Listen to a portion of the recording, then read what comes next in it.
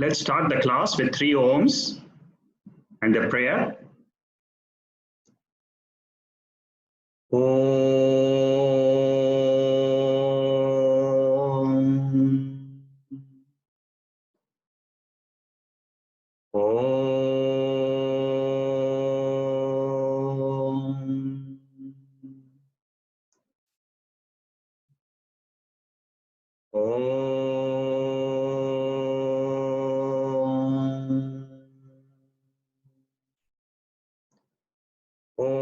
Sahana bhavato sahanau bhunakto sahaviryam karavavahai tejasvinavadhitamastu ma vidvishavahai. Om Shanti Shanti Shanti.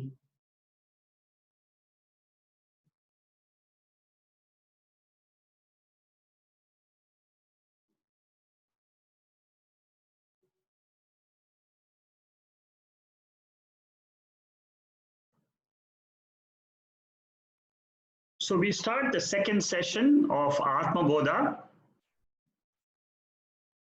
with a view to understanding the real nature of each one of us. We have covered the first topic from verse number 1 to 5 in the last session, which basically introduced to us what is the spiritual journey which we need to conduct in each one of our minds. And what we learned was that there are 3 basic steps involved, which is Shravanam, which is listening first, then Mananam, which is going through the ideas which you have listened in your own mind, and the last is Nididhyasan, where I try to remove the wrong notions I have about myself. Today we are going to study the cause of sorrow. What is a cause of sorrow? What is a cause of samsara in general? And before we start studying that, I thought, so we are going to cover verse 6, between 6 to 14, whatever maximum we can cover in the next 45 minutes. We'll do that. And then we will take a theory aspect of meditation for about 20 minutes, and then we'll have a meditation session for about 10 minutes. So that is, in short, what we plan to do today. After that, we'll end the class, and people who want to ask questions, they can ask questions. So we are looking at the second topic in this text, which is basically talking about why there is sorrow in life.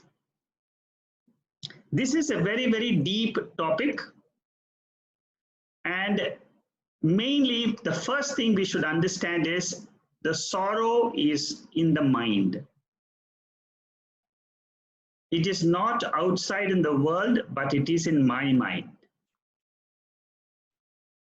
And how do I get rid of the sorrow is a long process where the Vedic scriptures take time to make us understand that we are not the mind, but we are the Atma.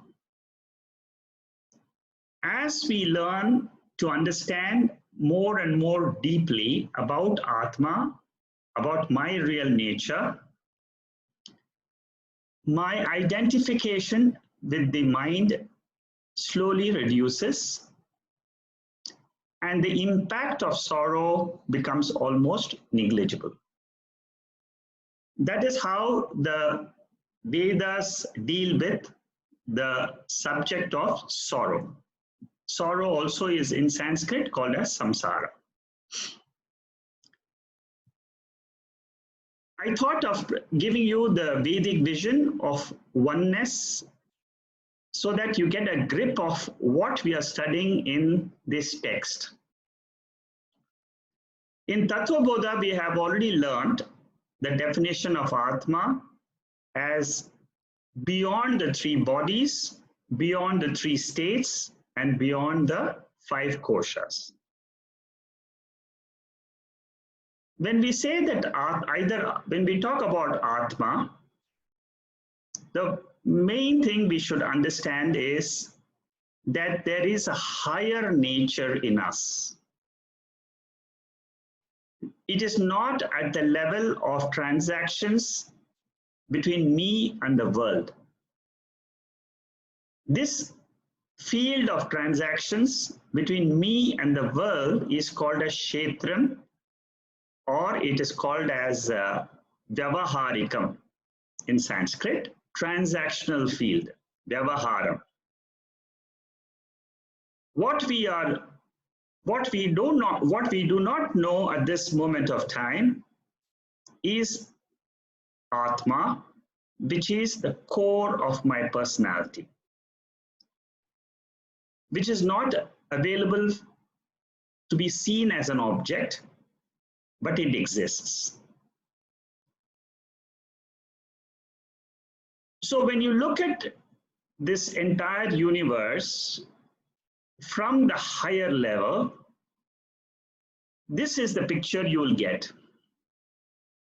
The first one is, at the top level, you have the individual micro jivatma and the macro paramatma. Before that, we have one original consciousness, which is pure Atma, or in Vedantic scriptures, they call it Brahman. This Brahman is neither Jivatma, neither it is Paramatma. And the level of Brahman is avyavaharyam. That means in Brahman, there is no transactions taking place. That means it's all alone by itself. There are no three states in Brahman. There are no bodies in Brahman. There are no objects in Brahman. Brahman is pure consciousness, pure existence, and pure bliss.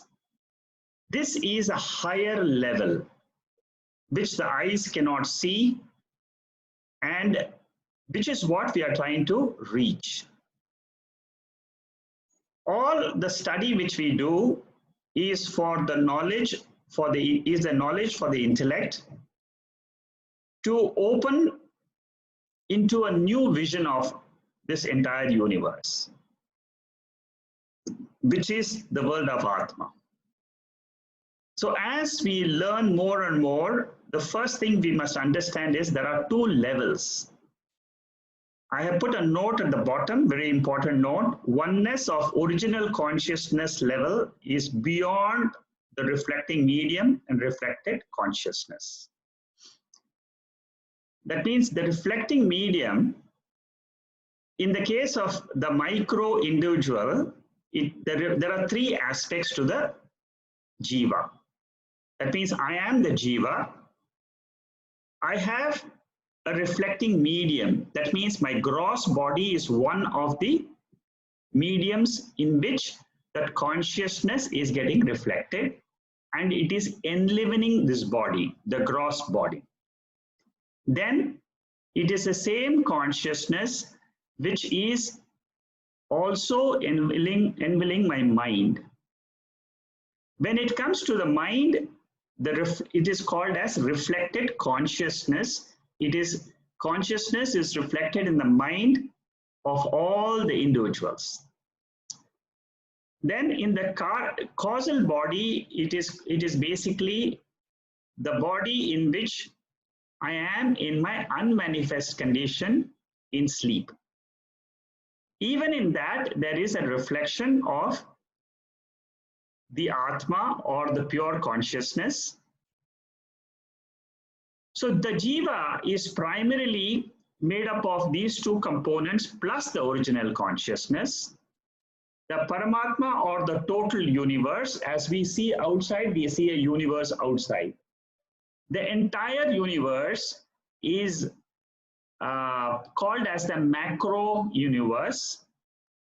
The name given to that macro universe in Sanskrit is paramatma. That means supreme self, supreme atma. Param means supreme, atma means the self, supreme self. Because the self is the same in both. In the jiva as well as the universe, there is one self, one consciousness. And the entire Vedic literature tells us that consciousness is supreme. Without consciousness, there is no world. So when we look at the macro universe, the paramatma also has a reflecting medium, and he has got a reflected consciousness, which is called as the total mind. And together with that, in the total universe, there is also original consciousness. The next point we should understand is, first is we know that Jivatma and Paramatma both have these three components. Out of these three components, the two components, there is no oneness in two components. There is only one component we can say there is oneness between Jivatma and Paramatma. The two components, as by now you must have guessed it, is the reflecting medium and the reflected consciousness in the Jivatma, and the reflecting medium and the reflected consciousness in the Paramatma. They are different. The oneness we are talking about is only from the pure consciousness, formless consciousness only. And that is at a different level. So in the Vyavaharika field, we have the Jivatma and Paramatma operating without the total, without the Paramatma, there is no Jivatma in the interactional field. For example, if there is no total air outside, I have no air to breathe. That means that the body, am dependent on the totality. Similarly, the earth, the five elements which are made up of my body, it's the same five elements which are outside in the universe. So the individual which is called as Vyashti is dependent on this Samashti, which is the total. So there is, when we compare the Jivatma and Paramatma, there is Bheda. Bheda means difference. So the difference is there in all the jivas. Each jiva, each individual is different. The minds are different. Similarly, the quality of the mind of one person is different from the other person, and the quality of. So when we compare Jivatma and Paramatma, there is no oneness at all at the RM and RC level. We are only talking of the oneness at the OC level. So this oneness at the OC level is the subject matter of our entire study in the spiritual field. And even in meditation, we are trying to see what is beyond my mind and trying to discover this Atma. So once this chart is clear, keep this chart in mind all the time. Very important point is, we are not talking of the same level of consciousness. It is like comparing the dream and the waker. Compared to the dream, the waker is higher level of consciousness. Compared to the waker, Atma is at a higher level of consciousness. Different levels of experiences. Now, one more point which we should remember is that this entire oneness which we are trying to understand is, in that oneness, there is no universe. But the universe depends on that Atma. It's like saying the wave and the ocean, they depend on water. The content of wave and ocean is water. The content of the jiva and the content of paramatma is pure consciousness. That means that consciousness can exist itself, but the world cannot exist itself. So in everything which we are experiencing the universe, like in all the ornaments, you have gold, the substance, the substratum.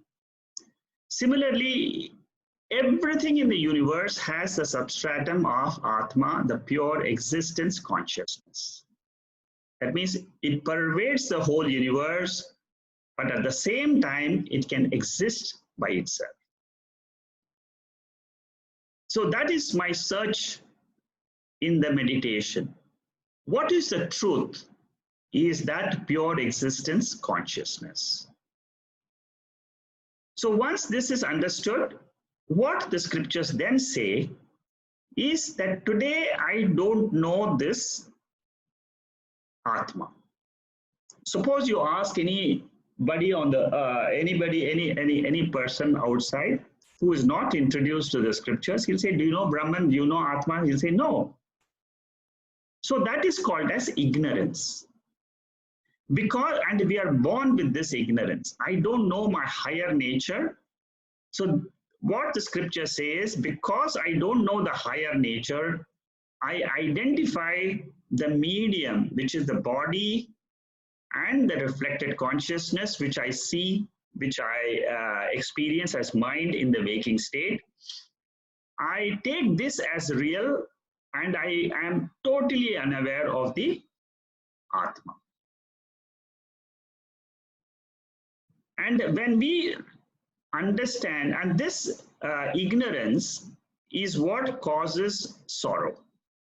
If I knew all the time I'm pure awareness consciousness, throughout the day, I can know at any point of time I'm awareness. If you ask yourself, at the core of your personality, it is not the mind which you are.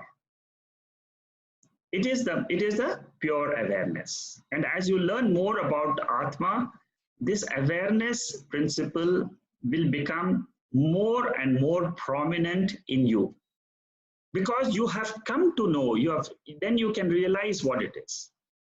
See, if you are totally ignorant, you will always be thinking the body is what I am, or the mind is what I am.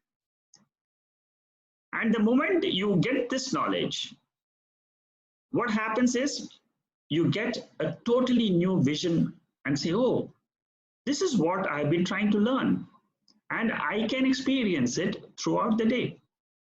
When I'm not identified with my mind, with the thoughts in the mind, I am pure awareness, looking outside through the body, mind, and intellect into the world. It is that core consciousness, core awareness principle, which is what the Vedas are trying to reveal to us. And that is what in Chandogya Upanishad, the Guru tells the student that Tvamasi, you are that consciousness principle. With this small introduction, you need to keep this chart all the time in your background whenever you're thinking about Atma. Initially, you may find it difficult to grasp the whole thing, but slowly you will understand this vision. And the day you get this complete vision of oneness, that is the day you can say, I am free. I am free from this bondage of body and mind, which I have been having since birth. Not only this birth, since many, many, many births. Okay, so now we will go to the verse number 6, because with this introduction, you will be able to understand these verses much better. Verse number 6 says, the world which is full of attachments and aversions is like a dream. It appears to be real as long as the dream continues, but becomes unreal when one wakes up. One wakes up to what? To wakes up to the higher level of our own nature. When that happens, we say the true wisdom has dawned. That means Atma's nature is existence, pure consciousness, and it exists without the jivas, jagat, and Ishvara. That means Atma is my real nature. In that real nature, there is no Triputi, there is no Jiva, Jagat, and Ishvara. That means it is Advaitam. Advaita means it is only alone, and the world is as good as non-existent. It is as good as non-existent means it is seemingly existent. When I look at from the Atma's point of view, the world is what is termed as mithya. I introduced the term mithya when I took the Atmabodha class. And there I had said there is generally we all know about existence and non-existence. But there is a third category which Vedanta talks about, is a third category which is called as appearing. The entire world is an appearance exactly like dream. Appearance means what? The dream comes, it exists, and then it disappears. So similarly, this world comes every day. When we get up in the morning, it comes. Again in the night, when we go, it ends. It disappears. Again the next day, and I have in sleep condition, I am with my own self, which is pure consciousness.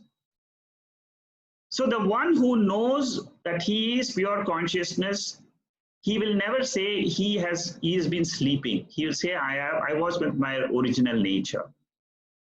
So that is what they say spiritual awakening. You get up intellectually and say that I am not sleeping.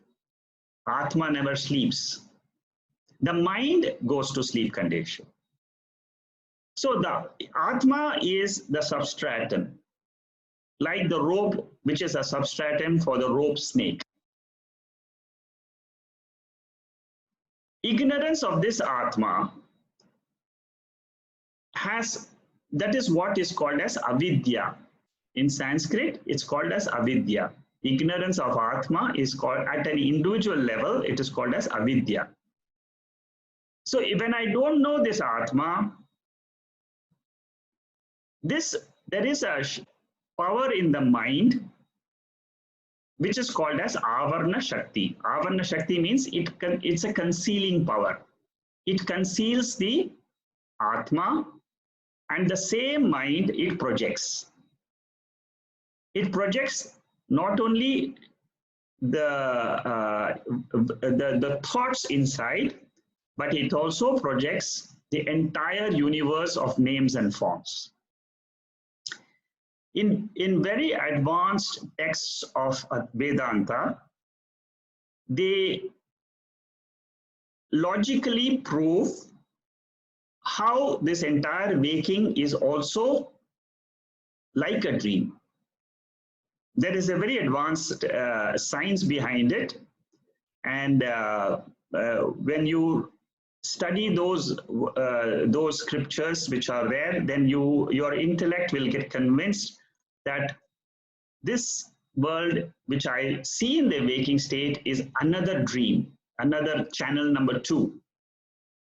So this is what what this Shankaracharya is explaining in this particular verse.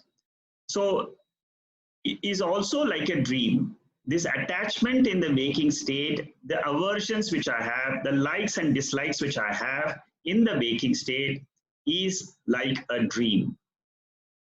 One who is ignorant of the waking state identifies with the dream world as what? As real. That means in the dream world, I am ignorant of the waking world. In the waking world, I am ignorant of Atma. So 2 ignorances we have. One is called as ignorance of the waker, and another is called as ignorance of Atma. The ignorance of Veka, that power in the mind, is called as Nidra Shakti. That means the power in the mind to wield the nature of the Veka, and then it can project. See, the moment the mind wields the Veka, then the second power becomes activated, which is called as dream. Ignorance of what is the second ignorance or the second power? The second power is, in the same mind there is another power which is called as Maya Shakti. Maya Shakti, it covers what? It doesn't cover the Veka, it covers the Atma. That means from waking world, we go to sleep condition. In the sleep condition, what happens is, when we wake up from the sleep condition, then this waking world comes up and it covers the Atma. And in the whole day, we keep on projecting the we keep on projecting, interacting with the world, and keep on projecting throughout the day. So ignorance is basically two types. That's the essence of this verse. When I don't know my real nature, I assume that this body and mind is real. This assumption is called as superimposition, or adhyasa in Sanskrit. So the cause of sorrow, if you see, is the superimposition or the wrong identification with the I-ness in the mind and minus in the mind. This I-ness, the wrong notion, gives me a projection which says, and then I say I am the body, I am the mind, I am the intellect. And then what minus means mamakara. I say this is my house, my wife, my son, and so on. These aspects are being technically defined so that we can understand how I can reach the Atma. And what is called as Jiva Srishti? Srishti means creation. Jiva Srishti means Jiva's creation. Jiva's creations are basically the projections of the mind, which is the dream world. The ignorance of Atma is the cause of bondage to the body, mind, and intellect. We have to wake up from both the dreams, the waking dream as well as the dream in sleep, and then we can say, I know what is Atma. That was the essence of verse number 6. Verse number 7. The world appears to be real so long as Brahman, the non-dual substratum of the entire creation, is not realized. Now you can understand this statement because I explained to you the chart. The chart, Brahman means that common aspect between Jivatma and Paramatma. When you have that pure consciousness, original consciousness only, when you identify and when your mind has been able to separate the original consciousness from the universe and from the Atma, then we can call it as the Brahman. So that consciousness is the substratum of the entire creation is not realized. It is like the illusion of silver in the mother of pearl. So Shankaracharya gives a lot of examples just to make things clear how illusions are formed in the mind. So here he says the example here is shell. Suppose you're walking on a beach and you see a shell. But because it's a shiny surface and the sun is reflecting on it, you don't see it as a shell, but your mind thinks it is silver. So this is an error in the mind. Same error happens to us when we get up in the morning. Instead of thinking that I am pure consciousness from which this whole waking world is coming into existence, and then going back into sleep in the night, I think that immediately, as soon as I wake up, what happens to me is I am and I am conscious, I exist and I'm aware of myself and the world. That's what happens to us as soon as you wake up. So Atma appears as the world. Ignorance of Atma, which is what I discussed earlier, produces a superimposition, and that superimposition is what we call it as likes and dislikes in our mind. Then, because of like and dislike, I run towards or I run away from objects and beings. Each one of us can try to understand this concept in oneself, because that is what is the real knowledge. Whatever we are learning in all these scriptures, one must try and put that into practice and understand with reference to oneself. So when I run towards the objects and I run away from some objects, I produce merits or demerits as a fruit of action. Every action has a reaction. That reaction remains in our mind as samsara, as impressions. Therefore, those impressions are the cause of future birth and death. So this is the cycle which keeps on happening. According to Vedas, this is the way they generally describe what is called as samsara. The birth and death cycle is what is called as samsara. And normally they give, for superimposition, they give two examples. One example is, both these examples are actions. And actions are two types. One is you run towards something, and the second action is you run away from something. So what actions are called as nivritti marga, that means running away, the example given is rope snake. I mistake a rope as a snake and I run away.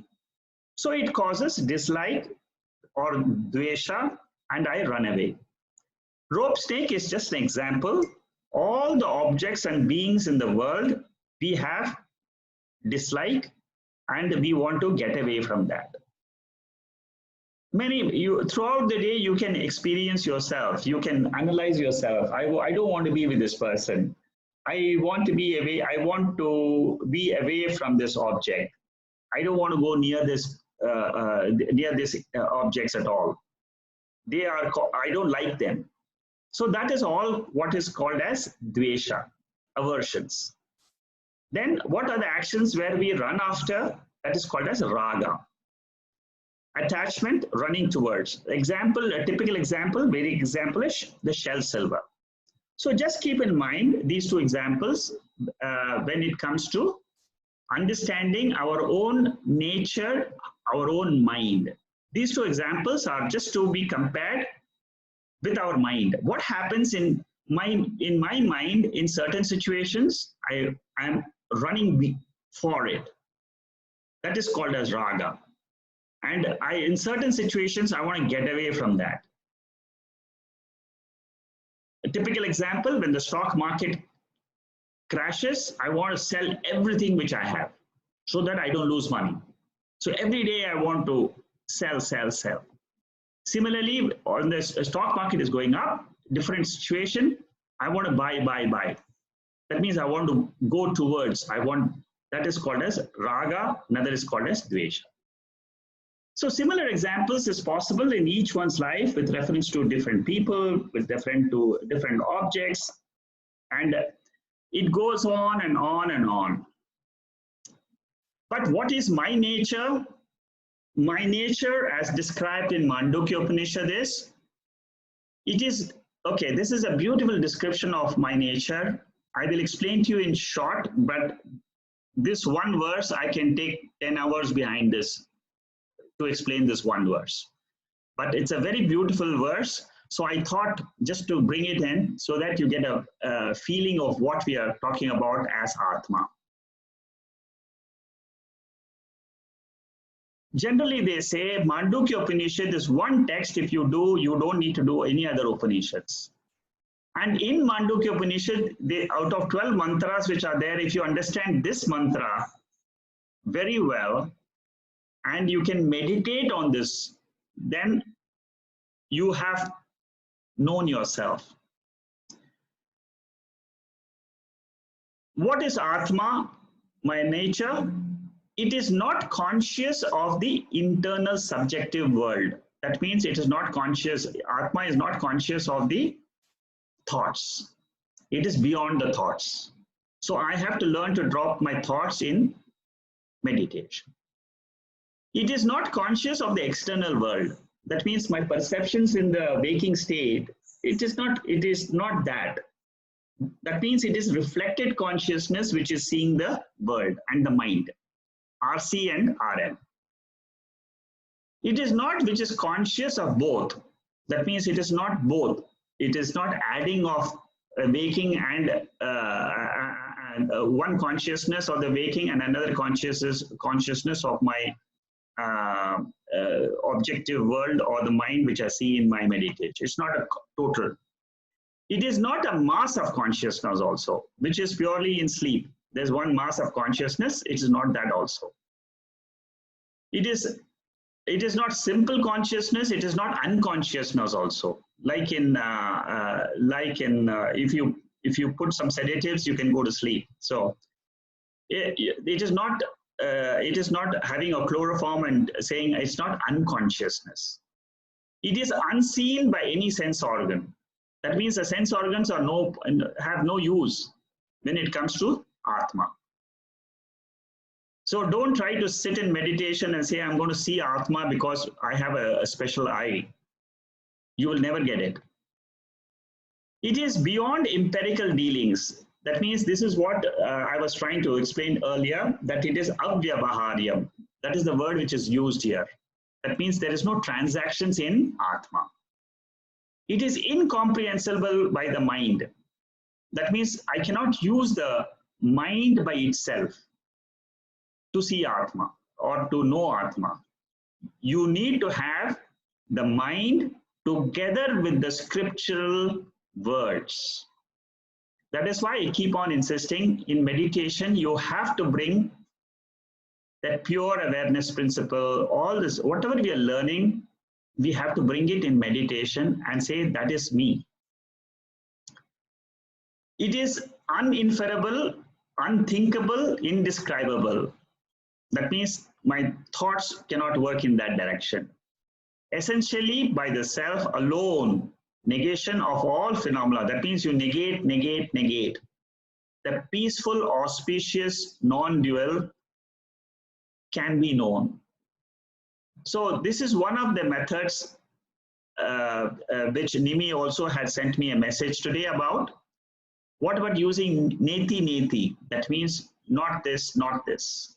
This is what she was referring to. That which is considered to be the fourth one, which is called as Turiyam, which is that Turiyam is a name of Atma. It is nothing else. It is Chaturtham. Chaturtham means it is the fourth. And what is the fourth? It is Shantam. It is pure peace. It is without any sorrow.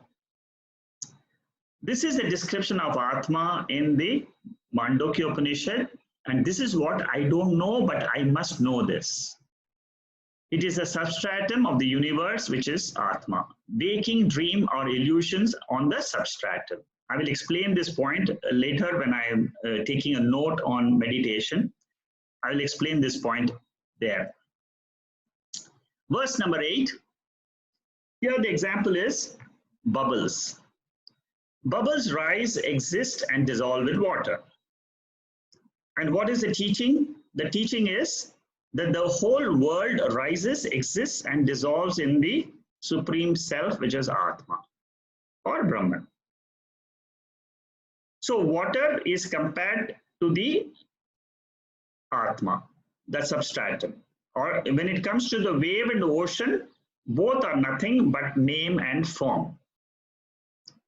The name is of a smaller form is called as wave. The name of a bigger form is called as ocean. Also, we have gold. Name of one form is bangle. Name of another form is ring. And the name of a third form is earring. So there are three names, but the substratum is only one gold. Similarly, for the individual jiva and the total world, which is called as Ishvara, the substratum is Atma, the pure awareness. We have spatial and time-wise limitations at the body level, but not at Atma level. Then the next verse, the 9th verse, these are all telling us the ignorance of Atma is the cause of sorrow.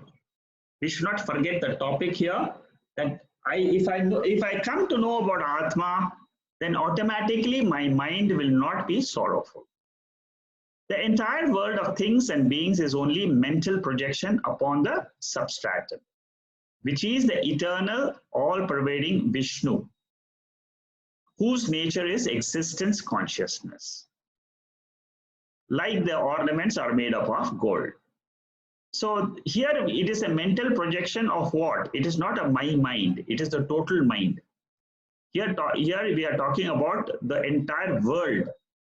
So what is the world which I'm seeing? The world which I'm seeing is nothing else, but it is coming out from the total mind, which is the cause of this entire universe. And that when you compare the oneness in that universe, the OC, the original consciousness, is the same as existence and consciousness. So the example here taken is that ornaments are made of gold, which is a substratum. Similarly, for the whole world of things and beings, there is one substratum which is called as Brahman or Atma. The inert prapancha means world. It borrows existence from me, the Atma. See, when we come to the individual, we'll say that it is borrowing from me, the Atma. When it comes to when your mind has learned that it is one Atma only which is appearing as the mind and the world, then you can say that the whole world is also only taking, I am the one who is lending consciousness and existence to the entire universe. This is only from the Atma angle. And I said that you can never say this while looking at the world and in transactional field.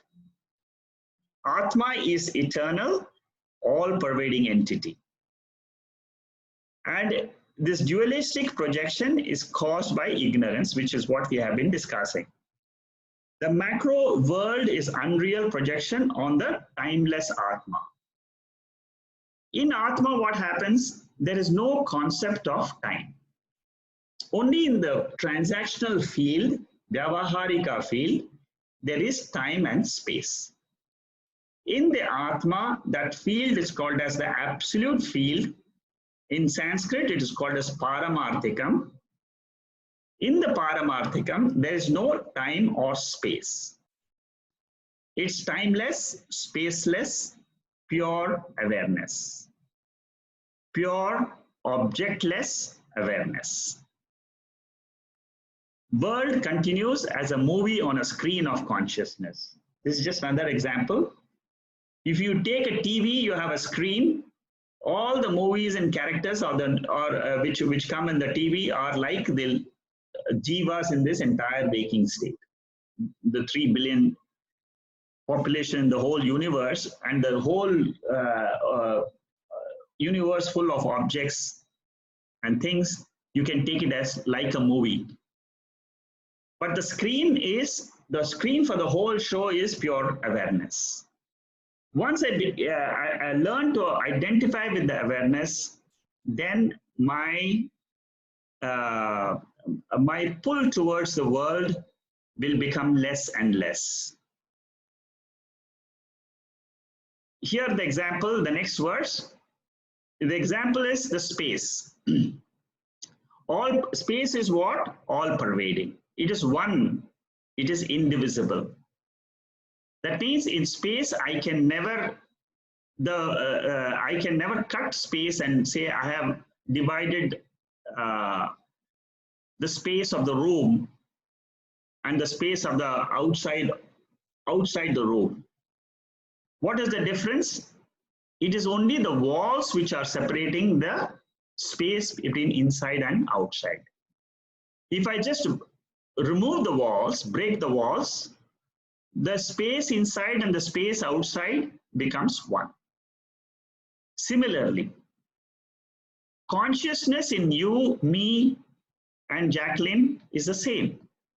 What is covering us is the body. Once the body is removed mentally, there is only one consciousness, like one space. It appears, one consciousness appears to be diverse. The three names are only of name and form, but content is only one consciousness. Before superimposition in deep sleep state, I am the one non-dualistic Atma, indivisible. That means in the deep sleep state, if I remove the ignorance part, I am pure Sat Chit Ananda, pure existence, pure Ananda, pure bliss.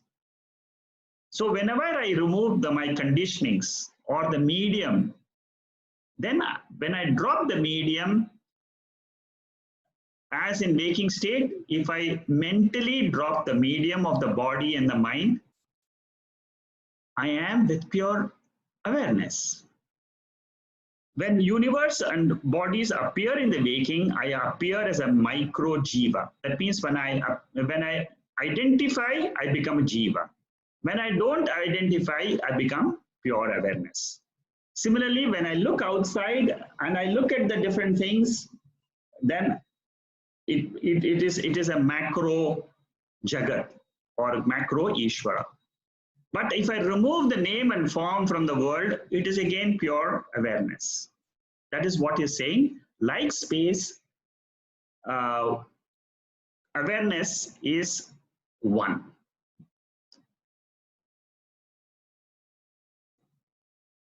During the time of creation, there was no duality.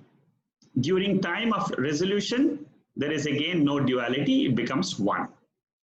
Even during when we see the world, we should remember that there is only one consciousness, non-dual, pure awareness, which always exists. And I am that higher consciousness principle in not only I am that in my body, but it is the same consciousness in all the body. This verse is supposed to be the central core verse of the Gita. Out of the 700 verses, if you remember this verse, you will know what is the core message. Know me to be the knower of the fields in all the fields. This is what Lord Krishna says in the Gita. He says that in all fields, that means in each person's mind, I am the knowing principle, the consciousness principle. Knowledge of the field, and know the knowledge of the field, also of the knower of the field. The knower's knowledge is considered to be my knowledge. That means he's saying that if you know this knower, which is pure consciousness, knowing itself, you become that consciousness. Purely knowing, purely by knowledge. Okay. I will continue the 11th verse next week. I want to explain to you a little bit about another chart which I left out last time in the meditation notes. So we'll continue the 11th verse onwards next week. Or I'll finish this small, there are only 2-3 lines here. I'll finish this verse. Here, this 11th verse says, because of its association with the different conditionings, upadhis, the idea of caste, color, position are superimposed. Just as flavor, color is superimposed on water. So the example here is water is pure in nature, and I sometimes say this water is saltish, or it is blue in color, or it has a flavor. Now these three things are superimposed on pure water. Similarly, the idea of color, suppose you say I am an Indian, I'm an American, I'm a Japanese, I'm a Chinese, I'm a Turkish. So all these names are only the superimpositions. On what? On Atma. That is the example, that is what is said in this 11th verse. So we have 4 more verses. For this up to 15th verse is the topic of ignorance. All these examples are telling us, because of the ignorance of Atma, I superimpose myself to be the body or the mind, therefore I suffer. The moment I learn to drop this superimpositions, then I'll be free from this entire sorrow. Okay. Next week we'll start with the 12th verse, and then we'll continue. We'll continue this verse.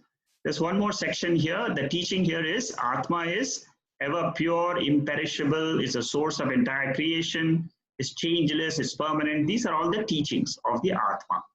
And what are the superimpositions? I'm a male, I'm a female, I have this color, I'm dark, I'm brown, I'm fair, I've got the weight belongs to the body, anger belongs to the mind.